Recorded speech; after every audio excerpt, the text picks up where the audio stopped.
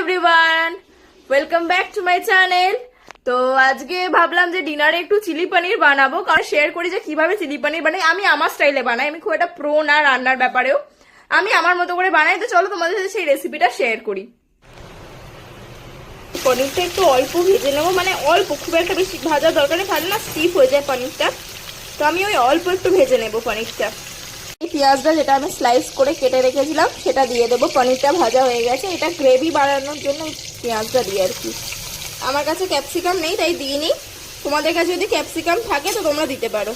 Capsicum দিলে আরও ভালো হয় টেস্ট, বাট আমার কাছে এখন আপাতত অ্যাভেলেবেল নেই ক্যাপসিকামটা, তো দেওয়া হয়নি ওর জন্য। তো এবার এটাকে কাঁচা লঙ্কা আর পেঁয়াজটাকে খুব ভালো করে ভেজে নেব।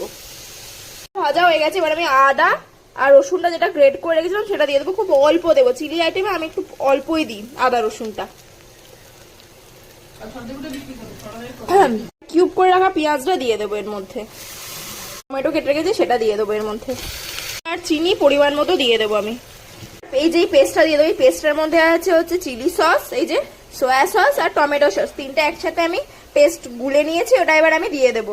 পেস্টটা দিয়ে দিয়েছি। এবার এখানে একটা কথা বলি, চিলি সসটা তুমি একটু কম বেশি দিতে পারো, কিন্তু সয়া সসটা কিন্তু খুব একটা বেশি দেবে না, ওই 1.5 চিপি থেকে 2 চিপির মধ্যে দেবে। কেন কি বলো তো, সয়া সসে তেতো হয়ে যাওয়ার চান্স থাকে, ঠিক আছে? আর টকটা যেরকম খাবে সেই অনুযায়ী তোমরা টমেটো সসটা দিও। এবার ভেজে রাখা পনিরগুলো দিয়ে দেবো এর মধ্যে।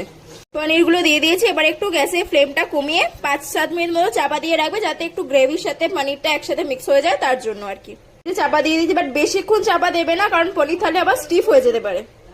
তো আমার এখানে পনির কমপ্লিট হয়ে গেছে, এই যে